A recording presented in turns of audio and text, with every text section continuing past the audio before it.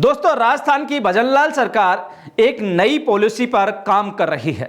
इस पॉलिसी के तहत अगर आपकी जमीन किसी सरकारी प्रोजेक्ट यानी सड़क चौड़ीकरण, पार्क, ग्रीन एरिया या सरकारी मास्टर प्लान के प्रोजेक्ट में जा रही है तो अब सरकार आपको नगद पैसे नहीं देगी।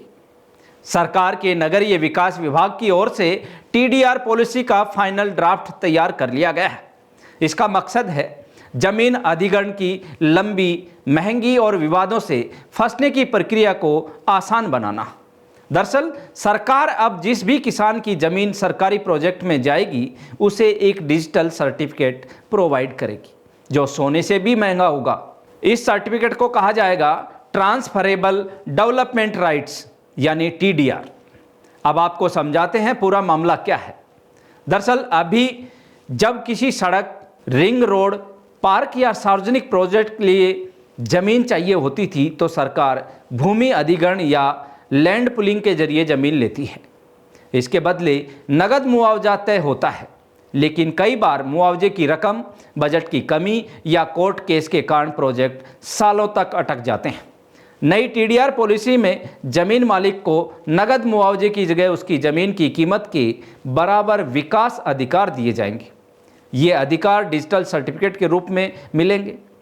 अब इसे आसान भाषा में समझिए। मान लीजिए आपकी ज़मीन का कुछ हिस्सा सड़क चौड़ीकरण में चला गया और बदले में आपको 20,000 वर्ग फीट का टीडीआर सर्टिफिकेट मिला। अब आपके पास दो विकल्प हो सकते हैं। पहला, अगर आपके पास कहीं दूसरी ज़मीन है और आप वहाँ मकान, अपार्टमेंट या कमर्शियल बिल्डिंग बनाना चाहते हैं तो आप इस टीडीआर का इस्तेमाल करके तय सीमा से ज़्यादा निर्माण क्षेत्र हासिल कर सकते हैं। दूसरा, अगर आप खुद निर्माण नहीं करना चाहते तो इस सर्टिफिकेट को आप किसी बिल्डर, डेवलपर या निवेशक को बेच सकते हैं। बिल्डर इस टीडीआर का इस्तेमाल करके अतिरिक्त एफएआर लेने के लिए कर सकते हैं। यानी यह सर्टिफिकेट जमीन मालिक के लिए एक ऐसी संपत्ति बन सकता है जिससे ज़रूरत पड़ने पर बाजार में बेचकर पैसा लिया जा सके। सरकार का मानना है कि इससे एक तरफ जमीन मालिकों को अपनी जमीन का समय पर आर्थिक लाभ मिल सकेगा, वहीं दूसरी तरफ सरकार को हर प्रोजेक्ट के लिए भारी नगद मुआवजा तुरंत नहीं देना पड़ेगा। राजस्थान में टीडीआर पॉलिसी पहले भी बनाई गई थी। साल 2012 में नीति आई थी, लेकिन जटिल नियमों और पारदर्शिता की कमी के कारण ये जमीन पर प्रभावी तरीके से लागू नहीं हो सकी। अब भजनलाल सरकार महाराष्ट्र और कर्नाटक जैसे राज्यों के मॉडल का अध्ययन कर रही है।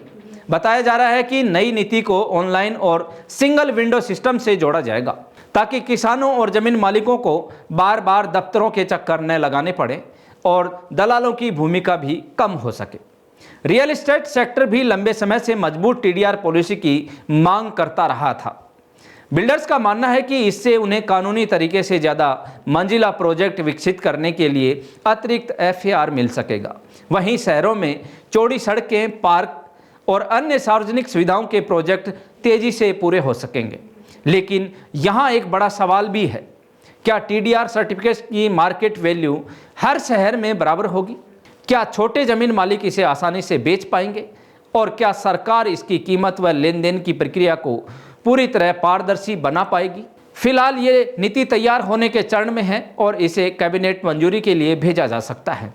अंतिम नियम, पात्रता और लागू होने की तारीख सरकार की अधिसूचना के बाद ही साफ होगी। तो दोस्तों, आपका क्या मानना है? क्या ये टीडीआर वाला फंडा किसानों के लिए अच्छा साबित होगा या इसमें भी कोई झोल होगा? आप अपनी राय कमेंट बॉक्स में जरूर दीजिए और ऐसी ही लेटेस्ट जानकारियों के लिए आप जुड़े रहें जागो इंडिया, जागो न्यूज़ चैनल के साथ। धन्यवाद।